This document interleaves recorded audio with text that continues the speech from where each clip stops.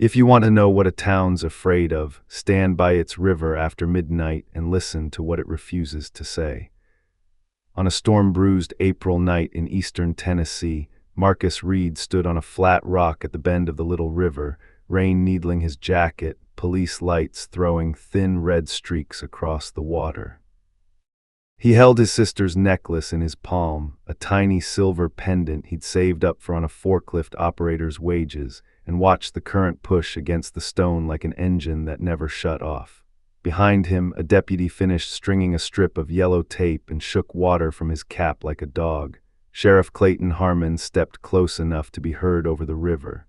"You need to go home, Mr. Reed."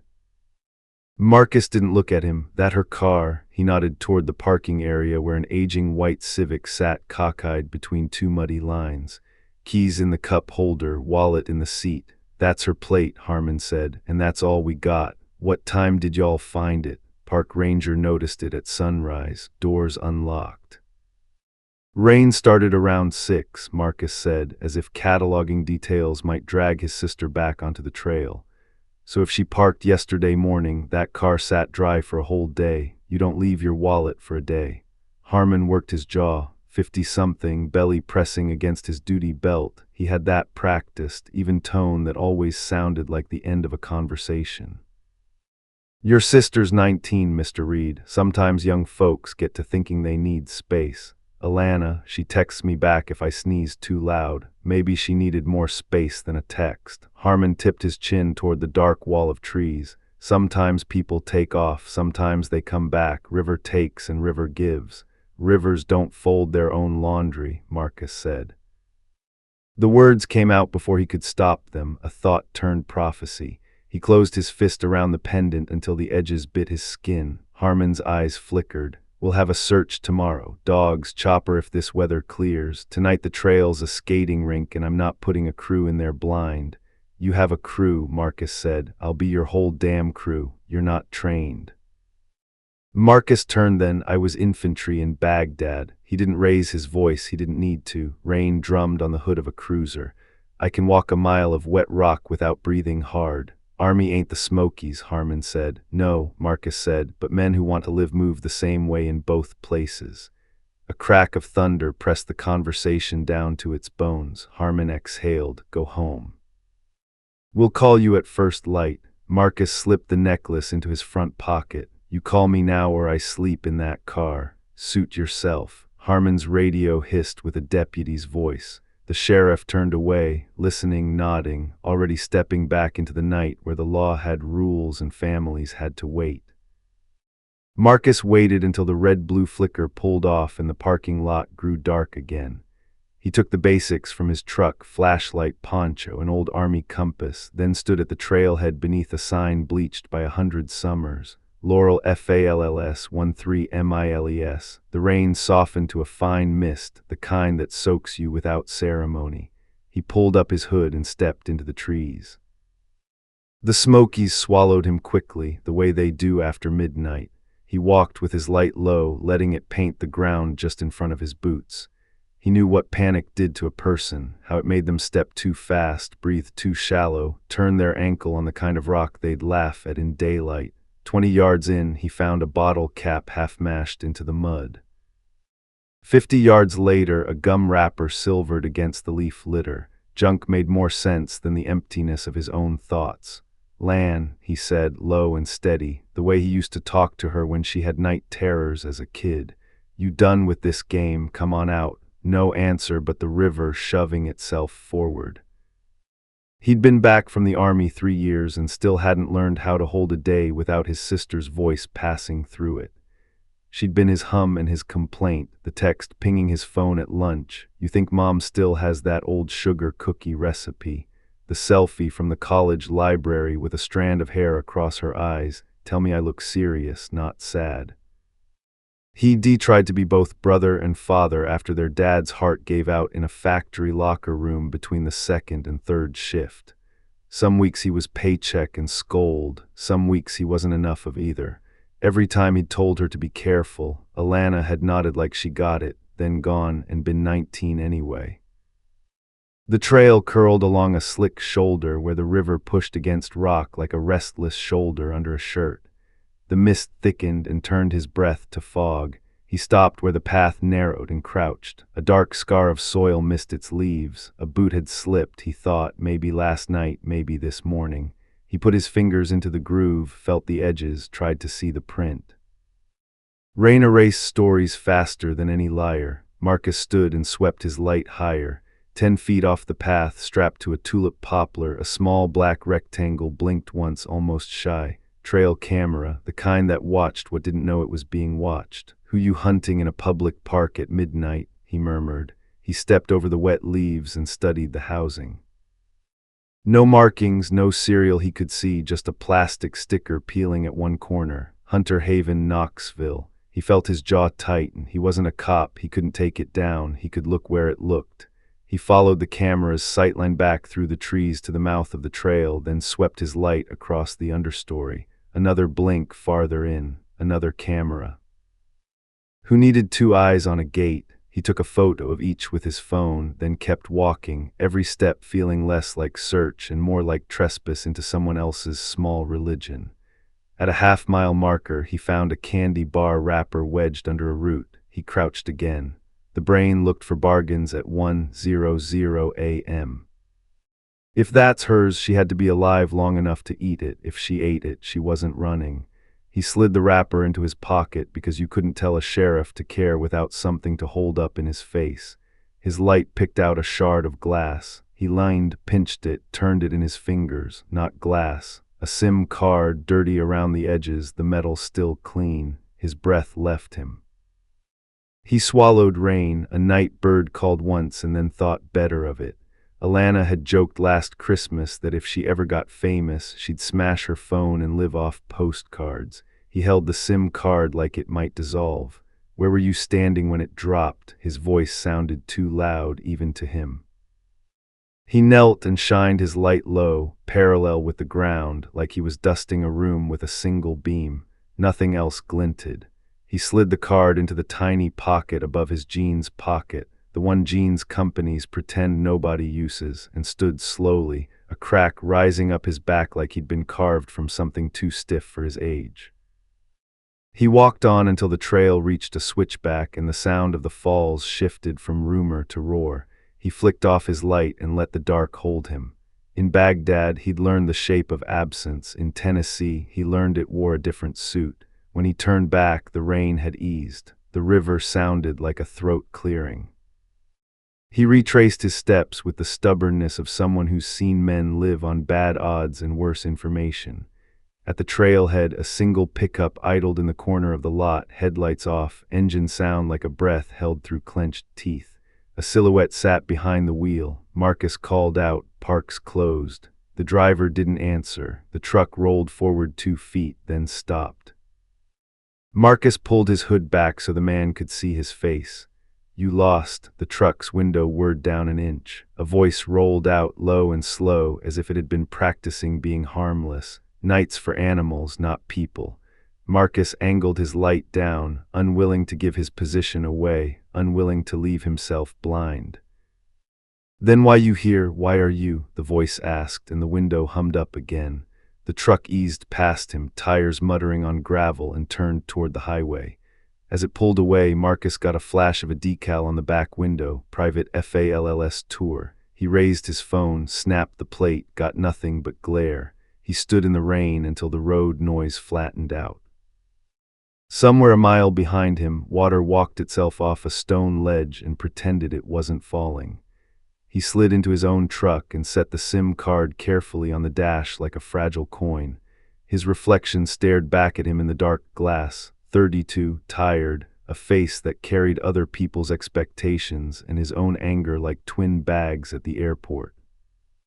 He called his mother and let it ring until the voicemail picked up, then hung up, then called again, then hung up because he didn't have anything new to hurt her with. His phone buzzed anyway. A text from an unknown number, "Go home, soldier. River knows what it's doing." He typed, "Who is this?" then deleted it. He set the phone face down and pressed the heels of his hands into his eyes until sparks danced. In the morning, the town would drink coffee and decide what to believe, that a black girl from a working-class family got tired of school and men and expectations and simply kept walking, that poor folks always have drama, that rivers forgive what people can't. He watched the necklace chain catch a slice of passing light. "I'm not letting you turn into a story people tell to make themselves feel safe," he said to the empty truck. "I'm not letting them decide you." He picked up the SIM card again and slid it into his wallet behind a faded military ID. Then he started the engine, checked the mirrors, and pulled onto the 2-lane, heading toward Knoxville because people who sold trail cameras after midnight had to keep records of something. The wipers kept time, the river kept its secrets, and Marcus steered into the dark like a man who didn't believe in secrets anymore. The big box strip off Clinton Highway was still sleepwalking when Marcus pulled into the lot at dawn. Fluorescents hummed behind the glass of Hunter Haven, the kind of store that sold camo in colors God never made and knives billed as tactical. A hand-lettered sign on the door flipped from closed to open at 6:59 a.m. And a kid with acne and a volunteer's cap unlocked it with the hesitance of someone not paid enough to meet trouble. "Morning," Marcus said, stepping in, rain still glistening on his jacket. "We just opened," the kid said, his name tag read Trip. "I won't be long." Marcus kept his voice level. "I'm looking for info on trail cameras, this model." He set his phone on the counter, the picture of the camera blinking like a tired eye. Trip squinted. "We sell a lot that look like that. This sticker," Marcus said, zooming in on the peeling Hunter Haven logo. "It came from here. Could be a dozen models. You want me to look up who bought 6 of them in the last month? Cash or card, whatever. I'll wait." Tripp's shoulders sank. "Sir, I can't." "Then call whoever can." Tripp tried on a smile that didn't fit. "What's this about?" "My sister," Marcus said. "She's missing." Silence took the counter for a long breath. Tripp's eyes flicked to Marcus's damp sleeves, his tired face, the scar that peeked from his neckline like a badly kept secret. He swallowed. "Let me get Mickey. He's the manager." Mickey came out wearing a polo and the expression of a man who'd learned to say no to 1,000 unprofitable things. "Morning, what can we help you with?" Marcus repeated it, showed the photos, kept the simmer under his voice. Mickey leaned in close to the phone screen. "We sell that exact sticker on every camera we handle, but inventory on the models, we can check who bought with a card. Cash, we don't track names." "Start with cards," Marcus said. Mickey hesitated, thumbs hovering over the keyboard of an ancient terminal. "You a cop, I'm a brother." Mickey stared a beat longer, then started typing. "We've got purchases of the rugged serve 120 in March, 2 on a card belonging to a Whitaker Outdoor Foundation, and 1 in cash." Marcus tried to keep his face from changing. "Whitaker as in the Whitaker Resort people," Mickey nodded. "They sponsor half the charity raffles from here to Pigeon Forge." "Why?" Marcus blinked slow. That name landed like a lead coin. Wealth, influence, the kind that could keep a town from looking too hard at an ugly story before tourist season. "And the cash one," Mickey shook his head. "Least I can tell you is we got a receipt. Sold to a man, said he ran private tour. Left a flyer, we tossed those in the trash." Marcus's jaw tensed. "You still got the trash?" Mickey stared at him like he was asking to borrow his wallet. "We took it out last night, then checked the can out back." Mickey didn't move, then finally said, "Trip, show him." They went around back into morning drizzle. The dumpster lid fought Trip before giving way with a rusty groan.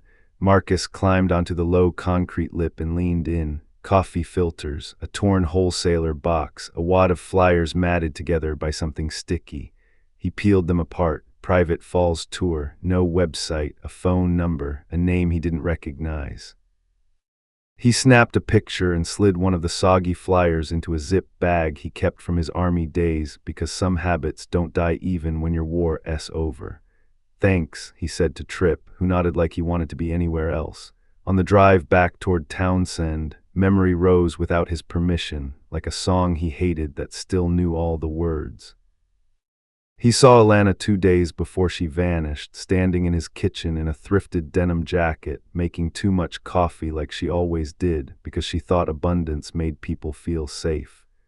"You sure about hiking alone?" he'd asked, rinsing his travel mug. "Miles and miles of air, I was born sure." She grinned. "Plus, there are a million people on that trail, Marcus. I'll be surrounded." Surrounded isn't the same as safe. She leaned her hip against the counter. "You want to come, call out of work, tell your foreman your sister is an emergency. Rent is an emergency." He'd reached for his wallet. "Take 40 for gas." She wrinkled her nose. "I'm not 12. Gas is 4.20 a gallon," he'd said. "Humor me."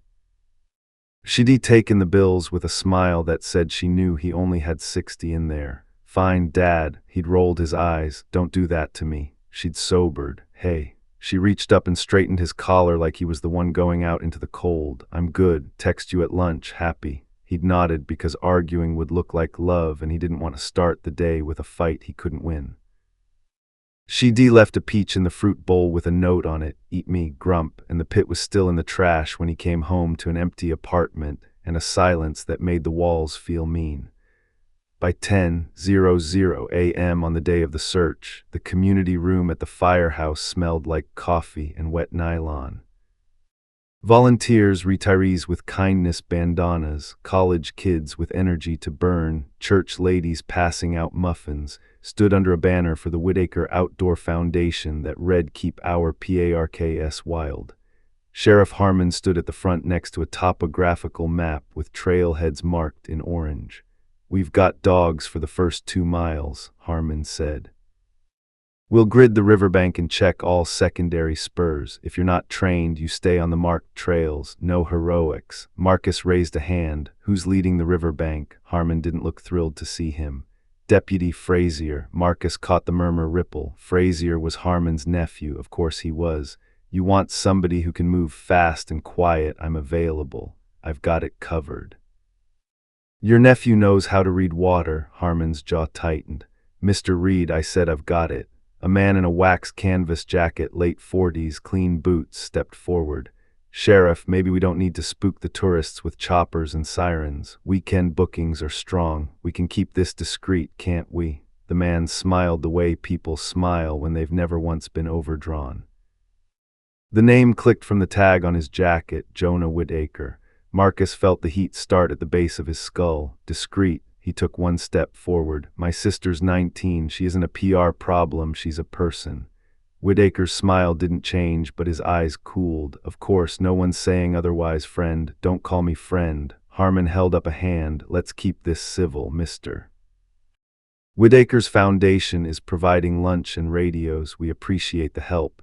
"I don't need his turkey sandwiches," Marcus said. "I need bodies in the water." A woman from the church committee touched his elbow.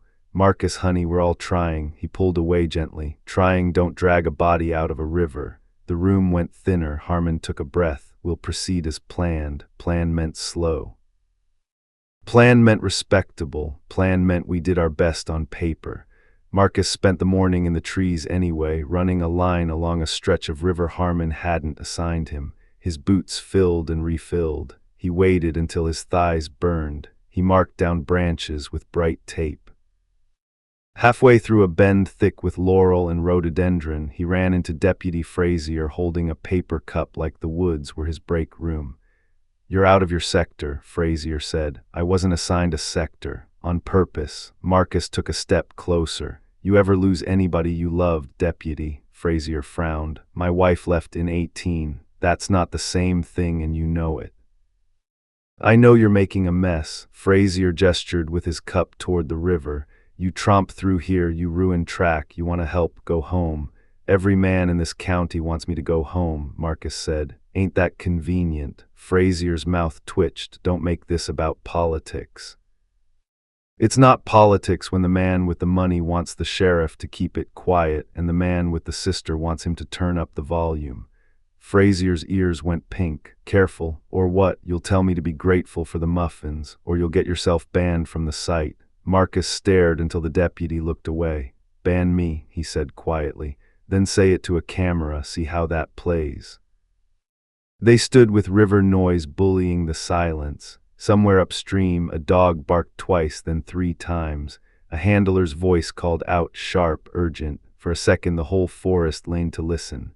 "Go," Frazier said, already moving. Marcus ran, branches taking strips of skin from his forearms, breath burning. He crashed through a screen of laurel into a pocket where handlers clustered, the dog whining and pawing at a slick rock shelf. The handler looked up, face pinched. "We got clothing." Every muscle in Marcus's body tried to bolt and fold at the same time. He forced his legs to step. The river licked the stone. A jacket lay there folded, edges neat, like someone's mother had paused in the middle of a chore. Under it something glinted. A bracelet he knew like his own first name. "Don't touch," the handler said, but Marcus was already down on his knees, tears blurring the neatness until it looked like a lie melting in the rain. Behind him, Sheriff Harmon's radio crackled, then stuttered into a request for evidence bags, for a camera, for people who knew how to act like this was the first time something like this had ever happened here. Marcus heard it all and none of it. He stared at the fold in the fabric. Alana didn't fold like that. Alana bawled. Alana flung. Some hand had made this tidy offering and left it where the river mouths the town. He stood finally, though his bones argued with him. He turned and found Whitaker watching from the path, a respectable distance away, hands in his jacket pockets, expression guarded like a man looking at a problem he could fix with a donation. Marcus met his eyes. "You want discreet," he said, voice rough. "Tell your foundation to print flyers." Whitaker opened his mouth, then shut it. Harmon stepped between them. "Enough, we process this right." "Right," Marcus said. "Start with the cameras at the trailhead." Harmon blinked. "What cameras?" "The ones your volunteers jog right past." Marcus's voice dropped. "And Sheriff, rivers don't fold their own laundry." For a moment, something like shame flickered across Harmon's face. The rain ticked against the evidence bag like fingers drumming a table. The river kept moving, unbothered, like it had a schedule and no time for the living. Marcus turned from them all, from the official words and careful hands, and looked down at the rock one more time. "I'm not done," he told the water, the men, the mountain. The words were a vow and a dare. Then he walked back toward the trailhead where a black rectangle blinked quietly from a tulip poplar, recording a town deciding what kind of place it wanted to be. The news spread through the county like a rumor everyone wanted to deny but couldn't stop repeating. They found her jacket. By the time Marcus returned to the firehouse, the story had already mutated. Some said the clothes had floated downstream and got snagged on the rocks. Others whispered Alana had left them there herself, a symbolic goodbye, and more than a few muttered the word suicide as if it explained everything neatly enough to let them sleep. Marcus sat on a plastic chair in the corner, fists knotted against his knees, watching Harmon and his deputies bag the evidence. A camera flash popped, bleaching the fabric white.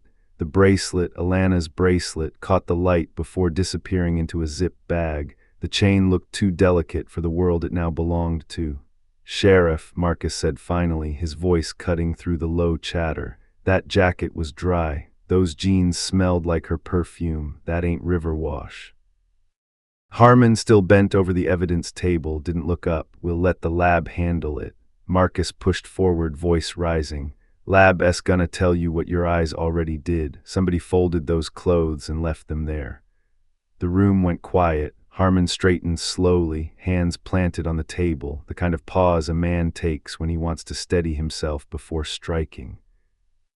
"Rivers play tricks, son. I've seen boots wash 20 miles and come up looking brand new." Marcus stepped closer. "And I've seen soldiers pack gear, Sheriff. Folded clothes ain't an accident." Harmon's eyes finally met his, pale and tired. For a flicker of a second, Marcus thought he saw something else there, fear maybe. Then it vanished. "You need to let us do our jobs," Harmon said. "You push too hard, you'll trip over your own boots." "I'm not the one tripping," Marcus shot back. Two deputies moved subtly between them. One of them, Frazier, tilted his chin in a silent warning. Marcus recognized the look. Careful, boy. He'd seen it before in uniform, from officers who never said the word but meant it all the same. Marcus backed up a step, not because he was intimidated, but because he wanted Harmon to know he'd chosen it. He dropped into his chair again, jaw tight, heart hammering. That night he couldn't sit still. The firehouse emptied, leaving the scent of burnt coffee and damp raincoats. Marcus drove out to the bend where the clothes had been found. The sheriff's tape fluttered in the dark like a ragged flag. He crouched by the flat rock, replaying every second. The jacket's fold, the bracelet laid on top, a gesture, not an accident. He whispered, "Lan, you didn't do this. Somebody wanted me to see it." A branch cracked behind him. He spun, flashlight cutting into the dark. Nothing but the river moving, trees crowding the bank. His nerves were raw, imagination dragging faces out of shadows. Still he stayed, scanning every inch until headlights swung down the dirt road. Sheriff Harmon's cruiser rolled to a stop. The sheriff stepped out, hat in hand, eyes heavy. "Figured I'd find you here." Marcus didn't move. "You should have posted a guard. Evidence this big, anybody could walk in and tamper. Already bagged and tagged, nothing left to guard." Harmon studied him a long moment. "You know, Marcus, I knew your daddy, hard worker, quiet man, never made trouble." Marcus bristled. "You saying I'm trouble?" "I'm saying sometimes grief makes a man chase shadows. You see things that aren't there." Marcus stood. "I see fine, and I see you're scared." Harmon stiffened. "Scared of what? Not what, who?" Marcus stepped closer, low voice. "Who in this town you don't want to cross, Sheriff?" Harmon didn't answer. He turned toward his car, muttering, "River'll give what it's got in its own time." Marcus called after him, "Rivers don't fold laundry." The slam of the cruiser door echoed against the trees. Tail lights faded into black. Back at the motel, Marcus laid the day's finds on the bedspread. The SIM card, the soggy flyer from Hunter Haven, the photo of Alana's folded jacket. Together they looked like fragments of a story no one wanted told. Sleep didn't come. Instead, his mind replayed Alana's last text, the one he'd laughed off. "Some weirdo keeps talking to me on the trail. Might be nothing, just annoying." He'd sent her a laughing emoji, nothing more. Now at 2:00 a.m., the weight of that failure pressed into his chest. He grabbed his jacket, shoved the SIM card into his pocket, and headed back to Knoxville. He needed answers. The next morning, Marcus walked into a tech shop wedged between a pawn store and a vape lounge.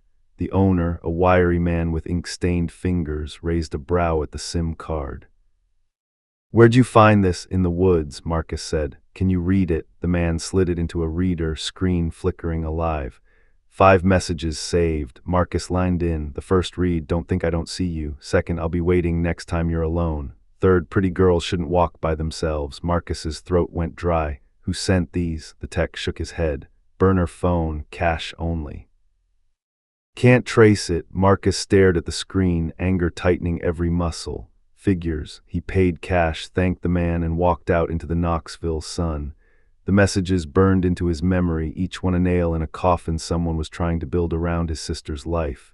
Back in his truck, he dialed Harmon, straight to voicemail. He tried again. Finally, the sheriff picked up.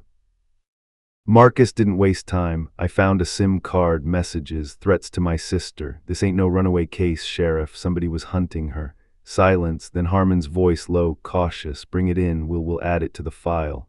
"Add it to the file?" Marcus's voice cracked with fury. "That's your answer. It's what we've got." Marcus slammed the steering wheel. "You keep filing paper, Sheriff. I'll keep finding truth." He hung up, chest heaving, and looked out at the crowded street. People hurried with coffee cups and grocery bags, living lives untouched by rivers that folded clothes and sheriffs who whispered about shadows. Marcus whispered to himself, "If nobody else cares, then it's just me, and that's enough." He slid the SIM card back into his wallet. The hunt wasn't the sheriff's anymore, it was his. Marcus had learned to trust gut feelings in the army. They'd kept him alive when maps lied and orders came too late. That same gut now told him Alana hadn't disappeared into the woods by choice. Someone had followed her in, and someone had made sure she never came back out. The flyer from Hunter Haven sat on his dashboard, warped by damp. "Private Falls Tour, Darren Frost, phone number, no license." He dialed it once from a burner prepaid he'd picked up at the corner gas station. A man answered on the second ring, his voice low and easy. "Darren Frost speaking." Marcus forced his tone calm. "I heard you do guided hikes." "Sure do. Smokies, Laurel Falls, Abrams Creek, wherever folks want to see the real mountain."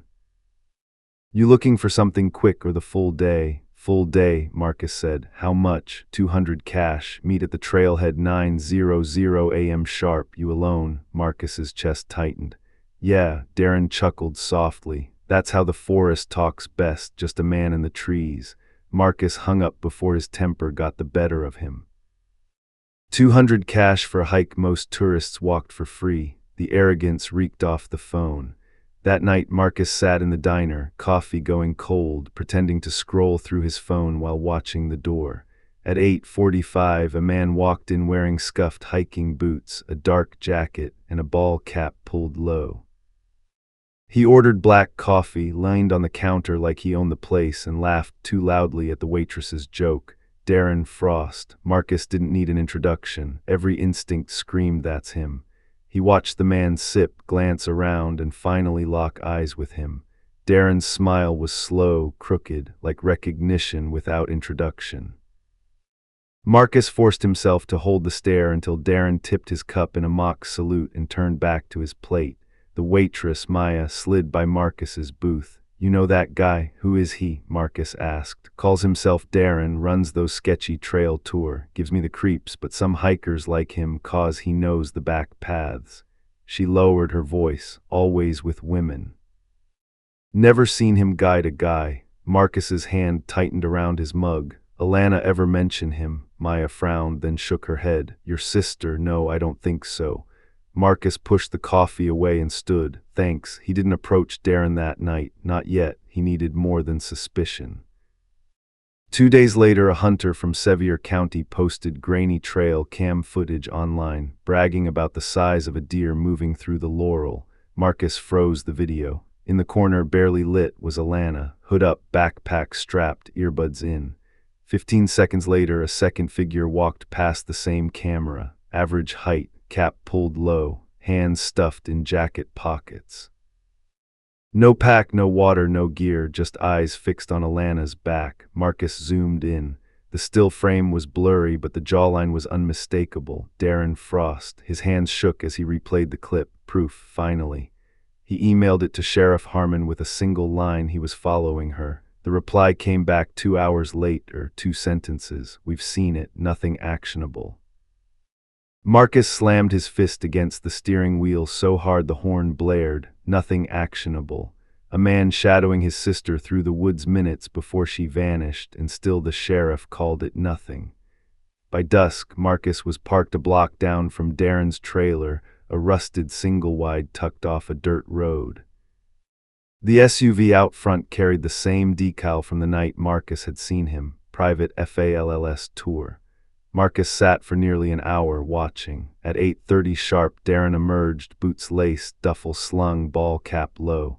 He walked like a man who had nowhere urgent to be and nothing to fear. He opened the SUV, glanced once over his shoulder, straight at Marcus's truck. For a heartbeat, neither moved.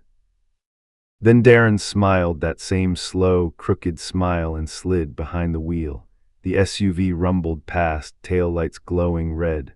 Marcus gripped the steering wheel, every muscle screaming to follow, but he forced himself still, because that smile wasn't a slip, it was a message. I see you too. The motel clerk knocked on his door the next morning, voice hesitant.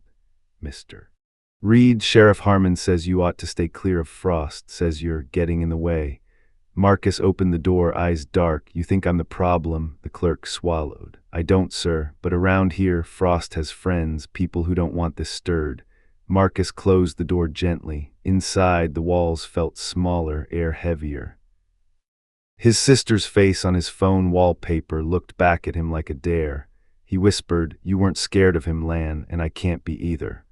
But fear was there, coiled low, not of Darren himself, but of what he represented. How a whole town could look away, how money and comfort made some men untouchable, while a poor black veteran was treated like the nuisance. Marcus sat on the bed, head in his hands, and realized this wasn't a hunt anymore. It was war. And in wars, the men who smiled at you were often the ones planning your grave. The third night of watching Darren Frost's trailer was the one Marcus decided he couldn't keep sitting in the shadows. Every instinct screamed he needed proof, something beyond a blurry trail cam clip and the folded clothes everyone kept dismissing. The law wasn't going to act unless he forced their hand. At 8:30 sharp, Darren's SUV rumbled out of the dirt drive, just like clockwork, headlights sweeping the trees before vanishing down the county road. He was headed for one of his so-called night hikes, Marcus knew. Which meant the trailer was empty. Marcus gave it 10 minutes, then another 5, then killed his engine. He slipped out of his truck and crossed the yard low, the night alive with cicadas. The back window above a rusted AC unit had a crack running the length of it. 2 minutes with a screwdriver and a little army patience, and it gave way with a soft pop. Inside smelled of damp wood, stale coffee, and something sweeter, faint but cloying, vanilla. Marcus froze. Vanilla, Alana's perfume. He let the silence settle, ears straining for any sound, nothing but the tick of a clock. He slid fully inside, boots sinking into a faded carpet. The living room looked ordinary at first, sagging couch, TV on a milk crate, a stack of Outdoor Life magazines. But then his eyes found the walls, snapshots, dozens of them, thumbtacked straight into the drywall, all of hikers, mostly women, some candid, tying a boot, adjusting a strap, taking a drink. None looked posed. Marcus's stomach twisted. He stepped closer, scanning faces, pulse pounding louder with each one, and then he saw her, Alana. Mid-step on the trail, hoodie pulled tight, her half-smile caught from a distance. A photo she never knew was taken, pinned at eye level like a shrine. Marcus whispered, "Jesus, Lan." His chest felt like it might cave in. He pulled out his phone, snapped photos of the wall, every face, every angle. His hands shook as he tapped the shutter. On the coffee table sat a small box filled with scraps of paper. He picked one up. Block letters jagged. Alana likes the falls, alone 410. Another, nobody looks twice if you smile. A third, follow next time. Marcus closed his eyes, fighting the rage rising like fire. He took pictures of each note, careful to leave them exactly as he found them. In the corner, half hidden under an old quilt, sat a rusted trunk with a cheap padlock.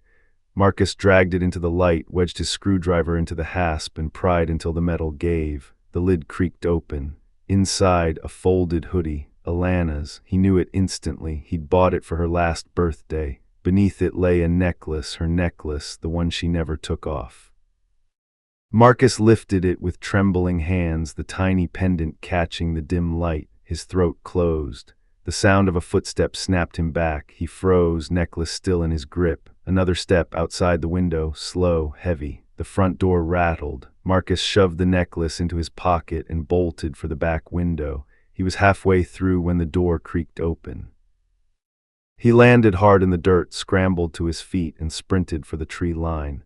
Behind him, Darren's voice carried into the night, casual, almost amused. "See you soon, Marcus." The words hit harder than any bullet. Darren hadn't just suspected. He knew. Marcus didn't sleep. He sat in his truck, parked behind an abandoned ranger station, hands gripping the necklace in his pocket.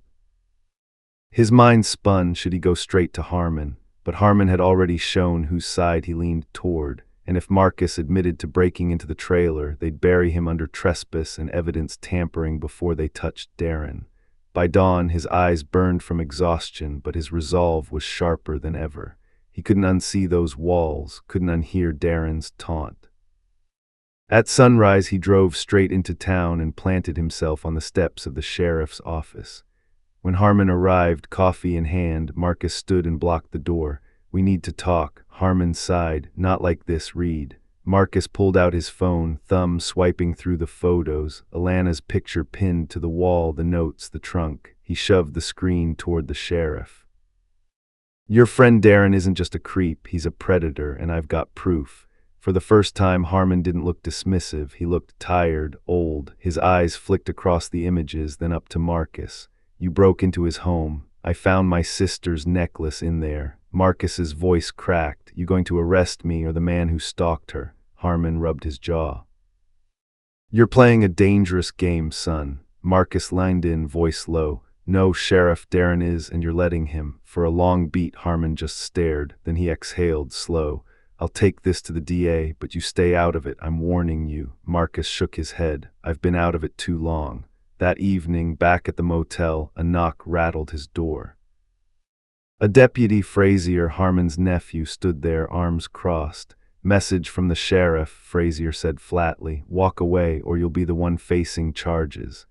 Marcus held his stare. You tell your uncle I'm not scared of him or of you. The deputy smirked. You should be. Then he walked off, boots crunching gravel. Marcus shut the door, pulse racing. He checked his truck an hour later, tires slashed, windshield cracked. No note, just a message. The walls of the town were closing in. Darren wasn't hiding anymore. He was taunting, daring Marcus to push further, betting the system would protect him. Marcus sat on the edge of the bed, necklace in hand, and whispered to the memory of his sister. They want me scared, they want me quiet. But I'm not stopping, Lan, not until he pays. And deep down, Marcus knew Darren wanted exactly that, for the hunt to go personal. The motel room smelled of damp carpet and fear Marcus refused to name. He sat on the bed, Alana's necklace wound around his fingers, staring at the photos on his phone, the wall of women, the notes, the shrine that had turned his sister into just another trophy for a predator. He knew what was coming next. Darren wasn't afraid. He was escalating, and Marcus didn't have to wait long. Near midnight, parked at the riverbend where Alana's clothes had been found, Marcus sat in his truck listening to the current slap rocks. The necklace lay on the dash. He was rehearsing what he'd say if Harmon tried to bury the evidence again when a voice cracked the silence behind him. Looking for this, Marcus spun, hand already on the knife he carried. Darren Frost stood 5 feet away, grin splitting his face. In his hand was a phone. Marcus's throat went dry. Where'd you get that? Darren tossed it onto the hood of the truck, the clatter loud in the night. She gave it to me herself. Marcus snatched it up, hands trembling, the cracked screen lit, dead battery icon flashing. You're lying. Am I? Darren leaned closer, his voice low and amused. Careful, Marcus, you go making a scene and maybe that phone disappears the way your sister did. Marcus's fists tightened, every muscle screaming to put Darren on the ground, but the man just smirked, turned, and walked away into the dark, boots crunching gravel. The SUV started a moment later. Tail lights faded until only the river whispered. At a truck stop an hour down the interstate, Marcus borrowed a charger and sat in a booth, staring as the phone flickered back to life. He tried her birthday as the passcode, nothing. He tried the name of their childhood dog, nothing. Then he tried the date she vanished. The screen unlocked, his breath caught. There were only 2 audio files in the recordings folder. He tapped the first. Alana's voice shaky, breathless. If you're hearing this, I don't know if I'm alive. There's a man following me. I don't know his name, but I've seen him before. If I don't make it back, tell Marcus I'm sorry. Marcus dropped the phone onto the table as if it burned. His eyes stung. He pressed both palms to his face, breath breaking. When he picked it back up, he tapped the second file. A man's voice, calm, unmistakable. Now, sweetheart, that wasn't so hard, was it? Let's go for a walk. A muffled cry, footsteps, then silence. Marcus sat frozen, tears sliding hot down his face. The recording stripped every last shred of denial away. His sister hadn't wandered, hadn't left on her own. She had been hunted. He whispered, I should have listened, Lan, I should have. His voice broke. The waitress at the truck stop gave him a wary glance as she refilled his coffee. You all right, sir? Marcus forced a nod, throat tight. Yeah, just tired, but tired wasn't the word. He was broken open, fury and grief pouring through the crack. Back in his truck, Marcus dialed Harmon. When the sheriff finally answered, his voice was gravel. It's 2 a.m, Reed. I've got her phone. Silence, then bring it in. No, Marcus's voice shook, but not from fear. I've got recordings, her voice, his voice. You knew this was more than a runaway and you did nothing. Careful what you're saying. No, Sheriff, careful what you're ignoring. He hung up before Harmon could reply. For the first time, Marcus knew he wasn't going back to the law, not when the law had been bought quiet. This wasn't a case anymore. This was a hunt. The next day, Marcus walked into Miller's Diner at noon, the busiest time in town. Locals filled booths, tourists snapped pictures of the authentic mountain cafe, forks scraped against plates. He slid into a corner seat and waited. At 12:30, right on time, Darren walked through the door. Marcus's heart hammered, but he stayed calm. He reached inside his jacket and flicked on the voice recorder clipped to his shirt, an old field log recorder from his army days, still worked fine. Darren spotted him, froze for half a beat, then smiled and strolled over. Hell, Marcus couldn't stay away, huh? He slid into the booth across from him. Figured it's time we had a real talk, Marcus said, steady. Darren leaned back, spreading his arms across the seat.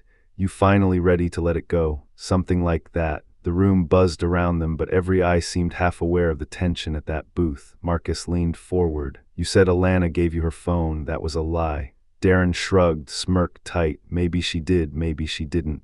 She recorded you, Marcus said. His voice was low, but every word landed like steel. Your voice on her phone telling her to walk. For the first time, Darren's jaw twitched. Marcus pressed harder. I'll play that recording for every news station in the state, every cop who still gives a damn, and every person in this town. Darren's smirk faltered, eyes hardening. Careful, boy, you're on thin ice. So are you. The silence stretched, thick enough to cut. Finally, Darren leaned forward, voice dropping. I didn't kill her. Marcus's heart slammed. I just helped her disappear. The words hit like a punch. Around them, forks stilled. Conversations paused. Marcus saw it in the corner of his vision, people listening. He forced himself to smile, calm, steady. Good to know. Then he stood, dropped a 10 for the coffee, and walked out, leaving Darren frozen in the booth. His recorder had caught every word. Outside, the sun was too bright, the air too thin. Marcus leaned against his truck, recorder in his pocket, heart racing. He had enough now. Not for Harmon, not for the DA, not for the system that had already failed his sister, but for the people, for the truth. Because Darren wasn't hiding anymore, and neither was Marcus. By the time Marcus walked out of Miller's diner, his hands were still trembling, though his face gave nothing away. The recorder in his pocket felt heavier than any weapon he'd ever carried. Darren's words played over in his mind. I didn't kill her. I just helped her disappear. People had heard it. He'd seen them glance up from their biscuits and gravy, forks suspended midair. Some had even gone still enough that their silence counted as witness. But in this town, Marcus knew silence cut both ways. It could testify or it could bury. By sundown, word had already spread. At the gas station, two old men leaned against the ice chest, whispering as Marcus pulled up. One muttered just loud enough for him to hear, boys stirring up hornets. The other spat on the pavement, oughta let it lie. Marcus ignored them, filled his tank, and drove back to the motel. His gut told him not to, but fatigue had dug its claws into him. The moment he pushed the door open, his stomach dropped. The room was wrecked, mattress gutted, stuffing torn and scattered. Clothes shredded, pages from his notebook flung across the floor like confetti. The voice recorder gone, his backpack slashed open. On the wall, thick black marker screamed in jagged letters, walk away. Marcus stood frozen in the doorway, heart thudding. For a moment he thought he might be sick. Then anger surged up hot and steady, drowning out the fear. He whispered, that all you got, Frost, paint on a wall. But he knew better. This was just a taste. At dawn, Marcus walked into the sheriff's office, eyes bloodshot, recorder gone but memory still burning. Harmon was behind the front desk, hat off, sleeves rolled. He looked up, weary. You look like hell, Reed. They trashed my room, Marcus said, took my recorder. The one that had Frost's confession on it. Harmon's eyes narrowed. You sure about that? Marcus slammed his palms on the counter.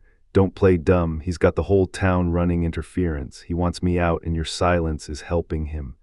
Deputy Frazier, leaning against the file cabinet, smirked. Maybe you staged it yourself, huh? Folks do crazy things for attention. Marcus spun on him. Say that again. Frazier straightened, hand brushing the butt of his holster. Careful, soldier. Harmon barked. Enough. He looked back at Marcus, his voice low. I can't keep you out of this if you keep charging like a bull. You'll end up in cuffs, and then Frost wins by default. Marcus leaned in, voice taut. Then do something, or I swear I'll drag this into the sunlight myself. For a second, Harmon's mask cracked. Regret, fear, maybe guilt. Then it snapped back. I'll talk to the DA. That's all I can promise. Marcus shook his head. Promises don't bury men like him. Truth does. That evening, Marcus sat in his truck outside the diner, staring through the plate glass windows. Inside, life went on as if nothing had happened. Families ate, waitresses hustled plates, laughter hummed. But when Darren walked in at 7:00 sharp, the room shifted. Some looked away, some greeted him like an old friend, others froze halfway through their meals. Darren smirked, ordered coffee, and sat at the counter as though he hadn't just admitted to stalking and maybe worse. Marcus felt bile rise in his throat. He could burst in, shout the truth, demand witnesses step forward, but he knew how that would end: another warning, another charge of harassment, another reason for the sheriff to paint him as unstable. Instead, he drove to the river bend. He crouched by the flat rock where Alana's clothes had been found. The night pressed close, water whispering its endless song. He pulled the necklace from his pocket, ran his thumb over the pendant. They're scared of him, Lan, scared enough to let him keep walking, but I'm not. A crunch of gravel behind him made him spin. Headlights cut through the trees. Darren's SUV rolled up slow, engine idling. The window eased down. Darren's voice floated out, lazy, almost kind. You're making a mess of yourself, Marcus. This town doesn't like mess. Marcus stepped forward into the light, rage simmering just under the surface. You killed her, Darren chuckled. Careful, you go saying things like that, people might think you're dangerous. You want dangerous, Marcus's fists clenched. Keep pushing me. Darren tilted his head, grin widening. See, that's the thing, I don't need to push, you're already slipping. The SUV eased back, then pulled away, tail lights glowing red until they vanished into the night.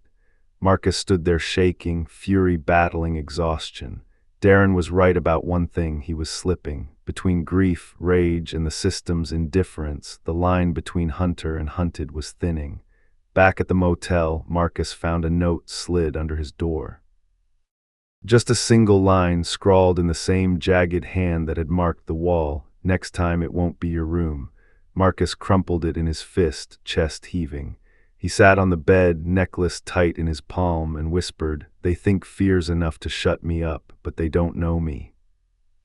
And in that moment, Marcus realized what Darren wanted most: not silence, not surrender, but for Marcus to break, to lose himself in the same darkness that had swallowed Alana.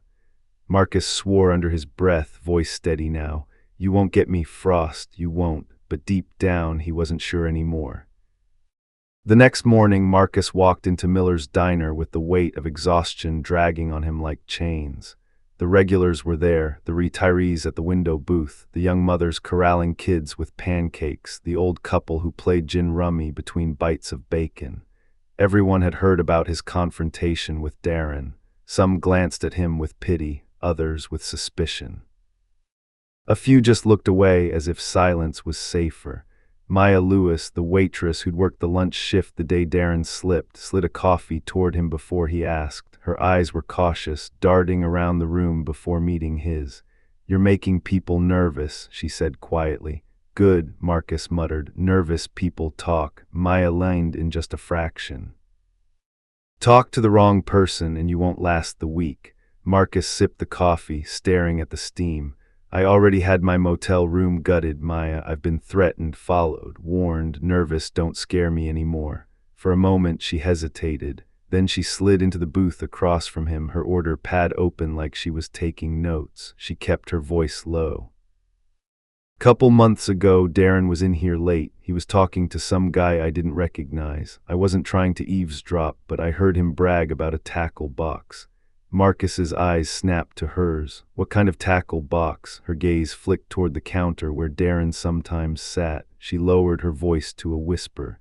"Said it had her stuff in it. Said if anybody started asking questions, he'd take it back to the river. Said nobody would find it twice." Marcus's stomach dropped. "Alana's stuff," Maya nodded once, biting her lip. "I didn't know what to do. I've got kids, Marcus. I don't want to be part of this." "You already are," Marcus said, softer now. "You heard him. That makes you a witness." Her eyes welled, but she shook her head. "I can't go to the sheriff. You've seen what happens to people who cross Darren. I've got 2 little girls." Marcus reached across the table, not touching her, but close enough that his voice felt like a vow. "I'm not asking you to put yourself in danger. Just tell me where he said." She exhaled shakily. "By the bend where they found your sister's clothes. Said he had it tucked under the roots so deep it would rot before anybody saw it." Marcus sat back, pulse hammering. That riverbend again, the place where Alana had been reduced to folded fabric and whispers. He nodded slowly. "Thank you." Maya's hand trembled as she closed the order pad. "Marcus, be careful. Men like Darren, they don't stop until someone makes them." "I know," he said. "That's why I'm not stopping either." By noon, Marcus was crouched at the river's edge, scanning the bank where the current slowed. Roots of an old oak clawed into the water, tangling with debris. He pulled on gloves, dug his hands into the mud, ignoring the chill that seeped through his bones. Minutes passed, sweat mingled with river spray. His fingers caught the edge of something hard. He dug deeper, pulling until a rusted tackle box broke free from the roots. Its lock had been snapped clean off. His heart hammered as he pried it open. Inside lay Alana's phone charger, a bracelet he recognized instantly, the one missing from the pile of clothes, and a torn scrap of her hoodie, stained dark. Folded beneath them was a slip of paper. He unfolded it with trembling hands. Block letters scrawled across the page. She didn't get far. Marcus staggered back, breath catching. For a moment he couldn't move, couldn't even cry. The river whispered against the stones as if mocking him. He forced himself to pull out his phone, snapping photos of everything before carefully placing it back. Proof, real proof. An hour later, Marcus stood in front of Sheriff Harmon's cruiser at the riverbend, the tackle box at his feet. "You told me you wanted evidence," Marcus said flatly. "There it is." Harmon crouched, staring down at the contents. His face hardened, but his eyes betrayed something else, fear again, the same flicker Marcus had caught before. "Where'd you find it?" Harmon asked. "Right where Darren said it'd be." Maya Lewis heard him brag about it in the diner. Harmon's gaze flicked up sharply. "Maya told you that. She won't come forward. She's scared, but she heard him, and now you've got this." For a long beat, Harmon said nothing. Then he reached for his radio. "Unit 12, I need eyes on Darren Frost. Bring him in." Static cracked back, "Copy."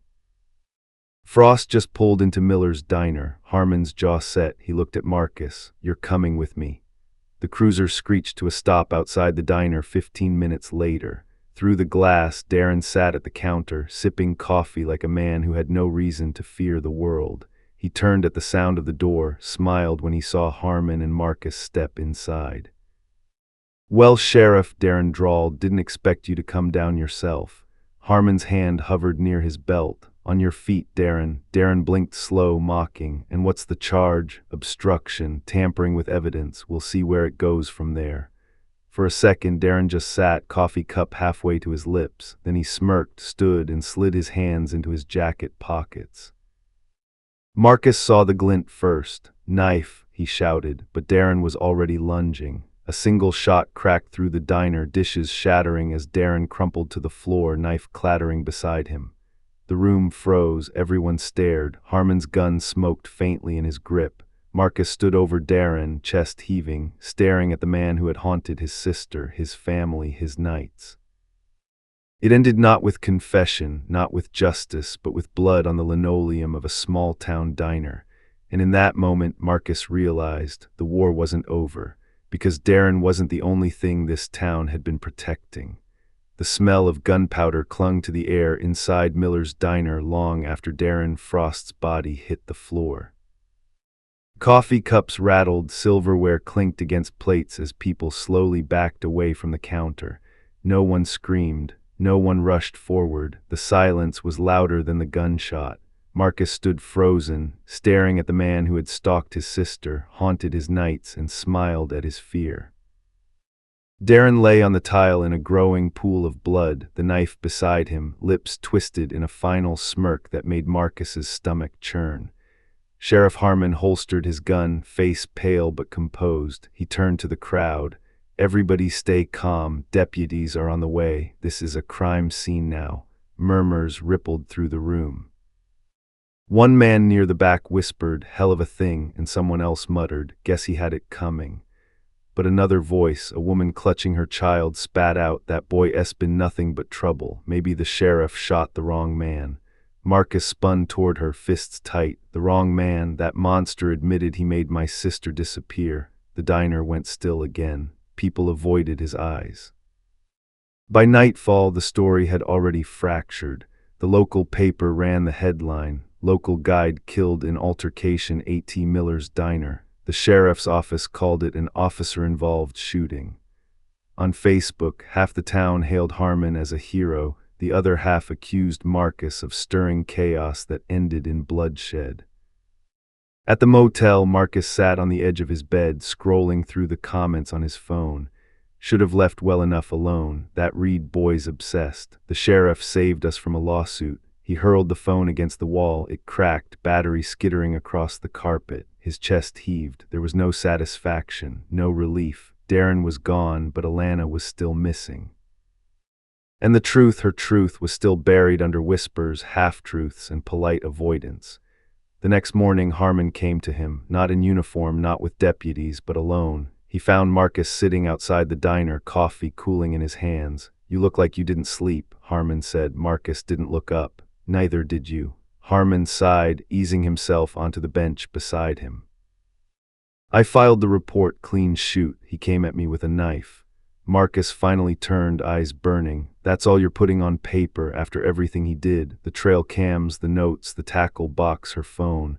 You think the DA's gonna touch it now?" Harmon asked quietly. "Dead men don't testify. Without a trial, all that evidence is just fragments, pieces that don't tie to anything solid." Marcus's voice cracked. He admitted it. In this diner, half the town heard him. Harmon shook his head. "Half the town also wants this to disappear. They'll say you misheard. They'll say you twisted it. They'll say grief made you crazy." Marcus slammed his cup onto the table, coffee splashing. "So that's it. He's dead. Case closed. My sister's memory erased." Harmon looked down at his weathered hands. For the first time, he didn't sound like a sheriff, but like an old man who'd carried too many secrets. "You want the truth, son. Darren wasn't the only predator in these hills. Men like him thrive because towns like this make room for them. He had friends, people with money, power, connections. Taking him down in court would have dragged them into the light. And folks here don't want light, they want quiet." Marcus stared at him, throat tight, "And you went along with it." Harmon's silence was answer enough. That afternoon, Marcus drove back to the riverbend, tackle box still in his truck bed. He crouched at the flat rock where Alana's clothes had been found, pulled out her necklace, and laid it down gently. "You didn't get justice, Lan," he whispered. "Not the way you deserved, but the world's gonna know your name. They'll know you weren't just another girl who wandered off. You fought, and I'll keep fighting for you." Behind him, footsteps crunched on gravel. Marcus turned to see Maya, hands shoved in her apron pockets, eyes wary. "I heard about last night," she said softly. "I wanted to see you before I go quiet again." Marcus rose. "You don't have to stay quiet, Maya. You heard him brag about that tackle box. You saw the way he looked at people. You could help me make them listen." Her eyes filled with tears. "And if I do, my girls grow up without a mother. You know how this town protects its own. I can't risk it, Marcus." He swallowed hard, nodding. "Then just promise me one thing. Don't let them tell you I was wrong. Don't let them bury her with their lies." Maya's voice broke. "I won't." She turned and walked away, shoulders heavy, leaving Marcus alone with the river. That night, news vans rolled into town, chasing the headline of a small-town shooting. Reporters buzzed, cameras flashing. The story had already twisted. Was the sheriff too quick to pull the trigger? Was Marcus Reed provoking trouble? Standing in the motel parking lot, Marcus watched them swarm, his jaw tight. The town might want quiet, but the story was loud now. And Marcus knew the fight wasn't just about Alana anymore. It was about every girl whose folded clothes had been dismissed, every poor family told to let it go, every brother or father or mother who'd been silenced.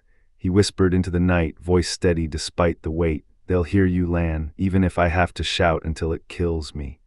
The river rolled on, indifferent, but Marcus felt something shift inside him. Darren was gone, but the reckoning had only begun.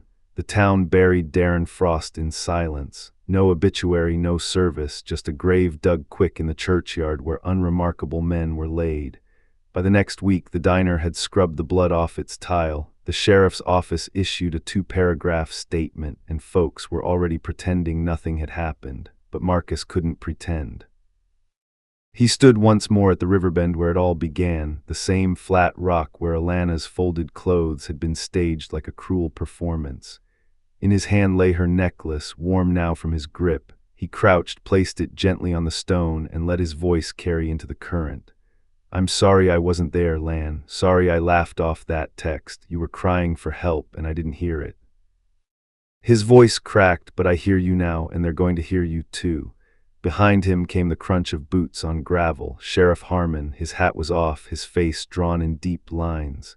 "You know," Harmon said quietly, "I told myself killing Darren tied it up in a bow. One bad man gone, but it don't feel like that." Marcus didn't turn, because it wasn't just him. You looked the other way for months. "And you're still looking away." Harmon exhaled, slow and heavy. "You're right, this town, it chooses who matters, who gets protected, who gets written off. Alana deserved better." Marcus turned now, eyes burning. "She wasn't poor to me, she wasn't disposable, she was my sister, and the fact you couldn't see that is the reason she ended up on this rock." The sheriff's eyes welled, but he didn't deny it. "What'll you do now?" Marcus looked back at the river, its surface gleaming with late afternoon sun. "Tell the truth, loud, to anyone who will listen. Let them judge me, call me obsessed, call me crazy, but they won't be able to say I stayed quiet." Harmon swallowed hard. "It'll tear this town open." "Good," Marcus said. "It's been rotting from the inside too long." The sheriff nodded once, then turned and walked away, his boots fading into silence. Marcus stayed, the river's whisper filling the air. He knew justice wouldn't come from a courtroom or a sheriff's report, not here. Not in a place where money bought silence and poverty bought suspicion. But justice could live in memory, in making sure Alana's story was told truthfully, without shame, without lies. He placed his hand on the rock beside the necklace. "They'll remember you, Lan, not as some runaway, not as a headline, but as the girl who laughed too loud, who danced barefoot in the kitchen, who deserved the world and got a river instead. They'll remember because I won't let them forget." The current rushed past, carrying his vow downstream, out of the Smokies, into wider waters. Marcus stood, shoulders squared, and walked back toward town, not with peace but with purpose. Because the world judged by appearances, by money, by who they thought deserved saving, and he was going to make damn sure they knew what it cost.